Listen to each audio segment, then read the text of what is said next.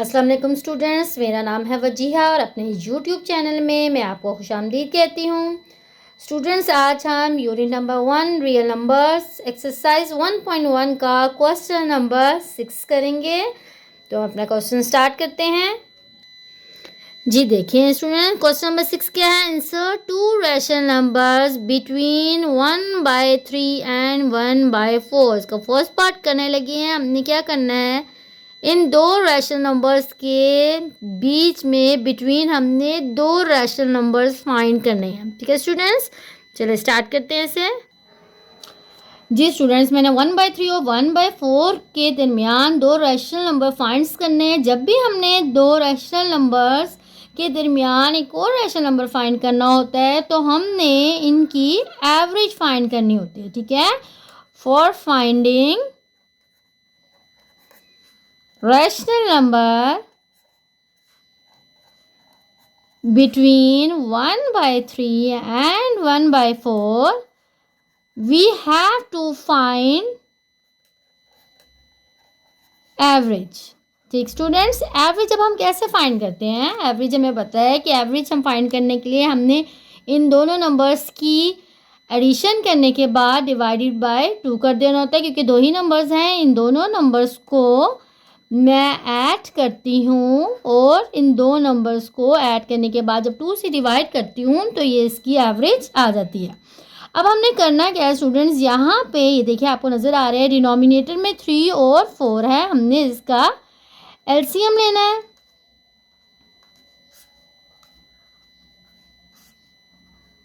तो इसका एलसीएम हमें मिला 12। तो इसका मतलब 3 और 4 का एलसीएम आ गया 12।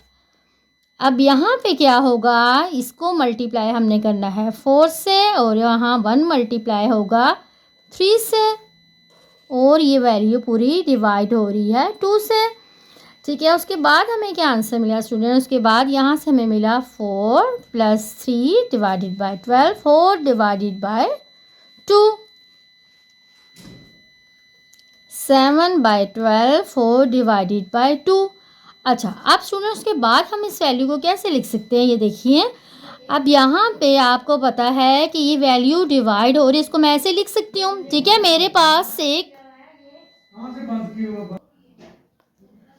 अब यहाँ पे देखिए हमारे पास क्या होता है कि हम इसको कैसे लिख सकते हैं, जैसे 7 डिवाइडेड बाय 12, इस वैल्यू ये वैल्यू डिवाइड हो रही है 2/1 से। हमने रूल पता है कि क्या होता है 7/12 जब डिवाइड चेंज होता है मल्टीप्लाई में तो ये हमें आंसर मिल जाएगा 7/24। ठीक है स्टूडेंट्स, तो हमें आंसर क्या मिल गया यहाँ से 7 डिवाइडेड बाय 24। तो इसका क्या मतलब है कि 7 डिवाइडेड बाय 24 जो है वो 1/3 और 1/4 के सेंटर में एक रैशनल नंबर हमने मिल गया है।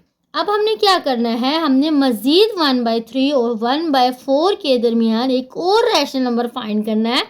उसके लिए मैं अब क्या करती हूँ, अब मैं ये दो नंबर्स लेती हूँ और इन दो नंबर्स की एवरेज फाइंड करती हूँ। 7/24 + 1/4 इन दो नंबर की हमने फाइंड करने लगे हैं एवरेज। फिर मैंने 24 और 4 का एलसीएम लेना है, तो आंसर में मुझे आंसर मिल जाता है 24। तो यहाँ 7 के साथ क्या मल्टीप्लाई होगा 1 और यहाँ 4 के इस 1 के साथ क्या मल्टीप्लाई होगा 6 और ये वैल्यू डिवाइड हो रही है होल डिवाइडेड बाय 2।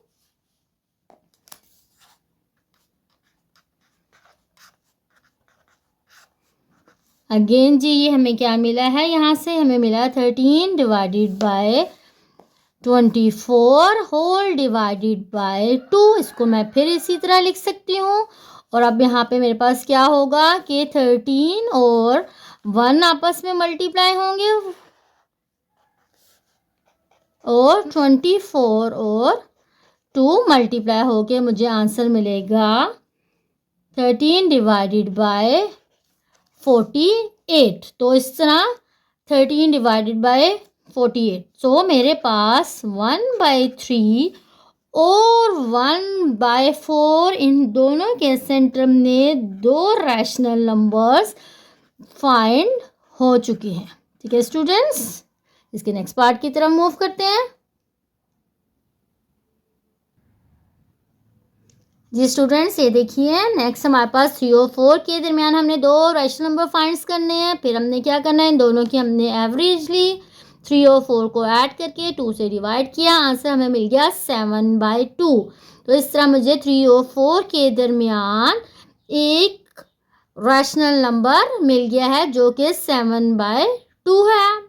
ठीक, अब मैंने उसके बाद नेक्स्ट क्या करना होता है कि मैंने 3 और 4 के दरमियान 7/2 जब मुझे रैशनल नंबर मिला तो नेक्स्ट थर्ड एक और जो सेकंड रैशनल नंबर फाइंड करने के लिए मैंने 7/2 और 4 की एवरेज फाइंड करनी होती है। तो अगेन मैंने 7/2 और 4 की एवरेज फाइंड करने के लिए 7/2 और 4 को ऐड किया और 2 से मैंने इनको डिवाइड कर दिया। यहाँ देखिए, यहाँ पे हमने क्या करना है, सबसे पहले इसका एलसीएम लेना है जो कि 2 आया। एलसीएम लेने के बाद हमें आंसर जो मिल गया वो देखिए ये है 7 + 8 divided by 2 whole divided by 2। जी अब देखिए फिर हमें यहाँ पे फिर आपके पास देखिए ये टर्म्स है, इसको हम ऐसे लिख सकते हैं। फिर मैंने वही बात जो आपने पिछले क्वेश्चन में आपको बताई थी कि फर्स्ट और फोर्थ टर्म आपस में मल्टीप्लाई होती है, तो 15 और 1 मल्टीप्लाई हो गया 15 आंसर दिया। थर्ड और सेकेंड और थर्ड टर्म मल्टीप्लाई होती है तो 2 और 2 मल्टीप्लाई हुए तो हमने आंसर मिल गया 15/4। सो हमें 3 और 4 के दरमियान दो रैशनल नंबर 7/2 और 15/2 मिल गए हैं। जी स्टूडेंट, उसके बाद हम उससे नेक्स्ट पार्ट की तरफ मूव करते हैं। देखिए उसके नेक्स्ट पार्ट में हमारे पास क्या है, 3/5 एंड 4/5 के दरमियान हमने दो रैशनल नंबर फाइंड करने हैं। अगेन हम वही काम करेंगे कि हम इन दोनों नंबर्स की एवरेज फाइंड कर लेंगे। एवरेज फाइंड कैसे होती है, इन दोनों नंबर्स को ऐड करके 2 से डिवाइड कर दिया। एवरेज फाइंड करने के बाद हमें आंसर में 7/10 मिला जो कि 3 और 5 के दरमियान एक रैशनल नंबर है। अब हमने नेक्स्ट क्योंकि 3/5 और 4/5 के दरमियान एक रैशनल नंबर तो फाइंड कर लिया है, एक और रैशनल नंबर फाइंड करने के लिए अब हम इन लास्ट 2 नंबर्स की दोबारा से एवरेज फाइंड करते हैं। अब हमने 7/10 और 4/5 की एवरेज फाइंड करने के लिए दोनों को ऐड करके 2 से डिवाइड कर दिया। उसके बाद आप देखिए 2 इनका एलसीएम 10 आया। एलसीएम लेने के बाद हमारे पास जो टर्म्स बनी हमने उसको फ्रैक्शन की फॉर्म में लिख लिया तो हमें आंसर मिला 15/20। So 7/10 and 5/20 are two rational numbers between 3/5 and 4/5। जी स्टूडेंट्स, आज हमारी एक्सरसाइज 1.1 का क्वेश्चन नंबर 6 जो हमारे पास लास्ट क्वेश्चन था वो भी कंप्लीट हो चुका है। हमारी एक्सरसाइज 1.1 कंप्लीट हो चुकी है। अगर आज आपको मेरा लेसन समझ आया हो तो मेरे चैनल को लाइक और सब्सक्राइब कीजिए। अल्लाह हाफिज़।